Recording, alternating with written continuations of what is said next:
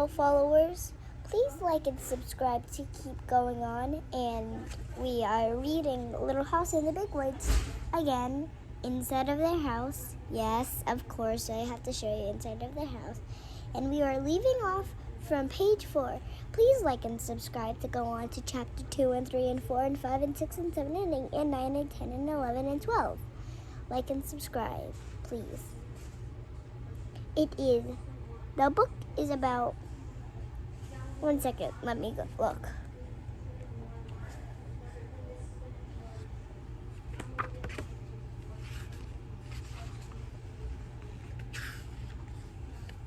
The actual reading part of the book is 238 pages long. So please like and subscribe to keep going on.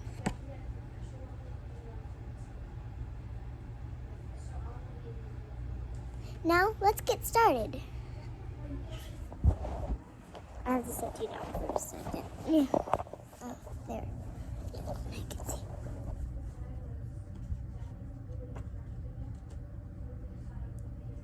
Fence to keep the bears and deer away. In the yard in front of the house were 2 beautiful big oak trees. Every morning as soon as she was awake, Laura ran to look out of the window. Let me make it so you guys can see. So, right now, we are on, it's kind of hard to show you, but right now, we are on page 4. Let me put it over socks. So sorry. We are on this page, so let's get continuing.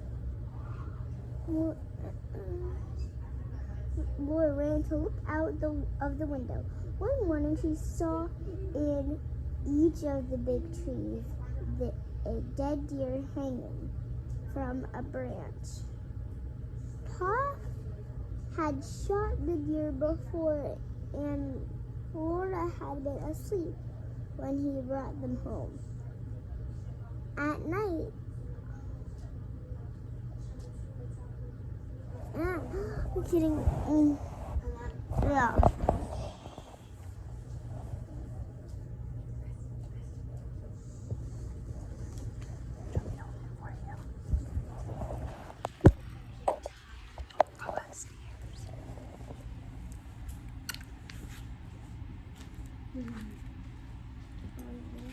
One second, I need to get back to where I was. I lost where I was. Okay. You can tell it's complicated. At home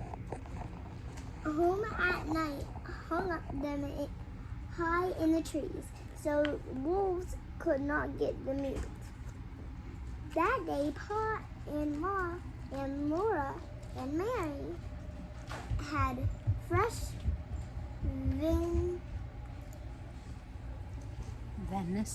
venison for dinner. It was so good that Laura wished they could eat it all, but most of the meat must be stalled and smoked and packed away to be eaten in winter. For winter was coming. The days were shorter, and frost crawled up the window. Plants at night, soon the snow would come. The log house would be almost buried in snowdrifts, and the lake and the streams. Sorry that I was lake and the streams to shoot for meat. No, the lake and the streams would freeze in the bitter cold weather. Pa could not be sure of finding any wild game to shoot for meat. Bears would be hidden away in their dens. Their dens were They slept soundly all winter long. The squirrels would be curled up in nests in hollow trees, with their furry tails wrapped snug around their noses. The deer and the the deer and the rabbits would be shy and swift. Even if Paw could get a deer, it would be poor and thin, not fat and plump as a deer in fall. Paw might hunt alone all day in the bitter cold. The big woods would be covered,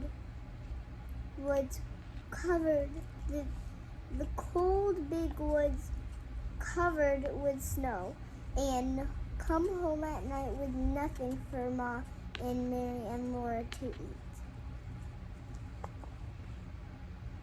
So as much food as possible must be stored away in the little house.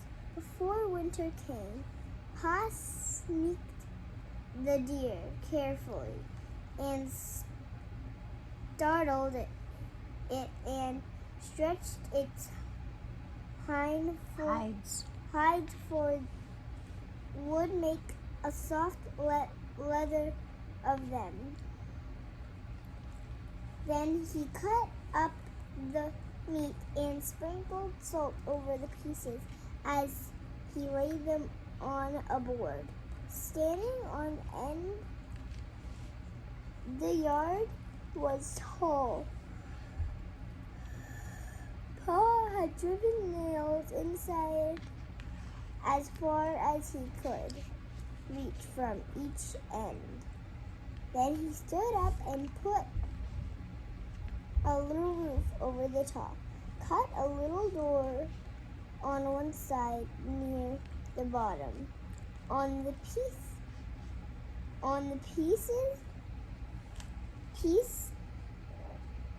that he cut out, he fastened the leather hinges. Then he fitted it into place. That was the little door with the bark still on it.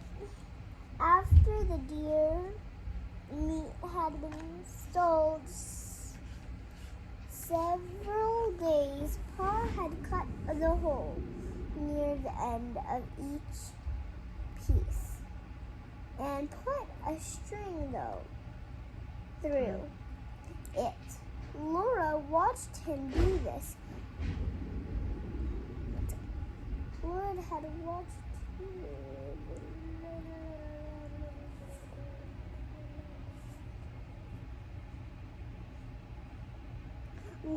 watched him do this, and then she watched him hang the meat on nails in the hollow log. He reached up through the little door and hung me on the nails, far up as he could climb.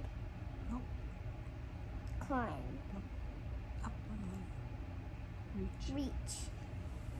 And then he put a ladder against the log,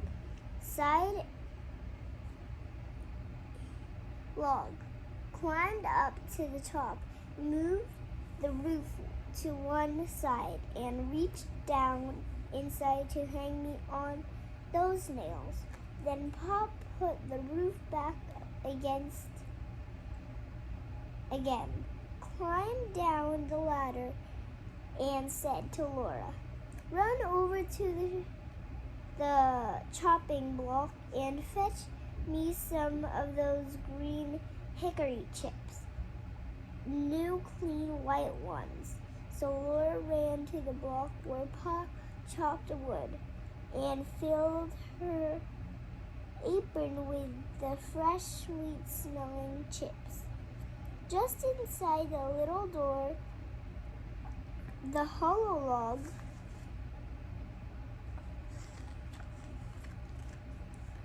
Pa built a fire of tiny bits of bark, moss, and he laid some of those chips on it very carefully. Instead of burning quickly, the green chips smoldered and filled the hollow log with thick, choking smoke. Pa shut the door and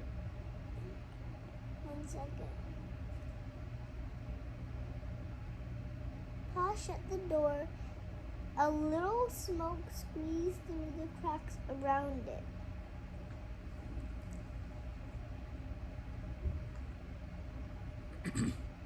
A little smoke came out through the roof, but most of it was shut in with the meat. There was nothing better than good hickory smoke. Pa said that will make good venison that will keep anywhere in any weather.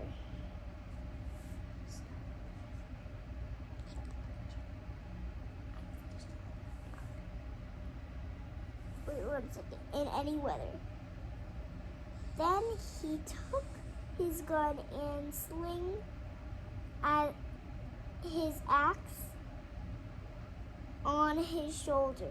He went away to cut down some more trees. We just read both of these pages. 1 second. I'm putting it closer so you can see. Here's the first one, and here's the second one. 1 second. That is smoke.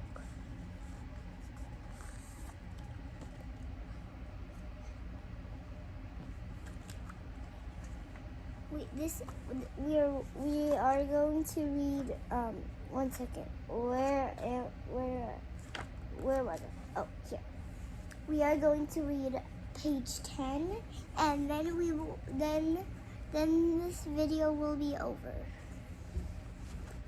Laura and Mary watched the fire for several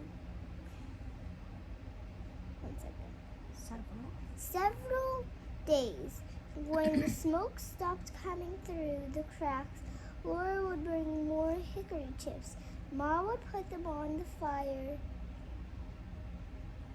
under the meat. All the time there was a little smell of smoke in the yard. When the door was open, a thick smoky meat smell came out.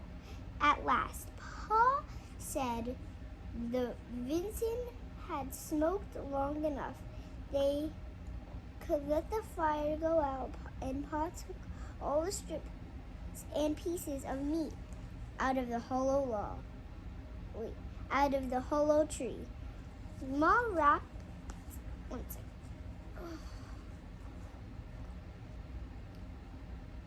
Ma wrapped each piece neatly in paper and hung them in the attic,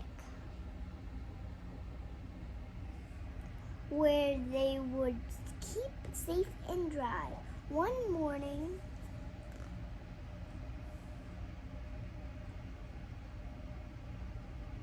Pa went away before daylight, with the horse and wagon, and that night he came home with a wagon load of fish, then a big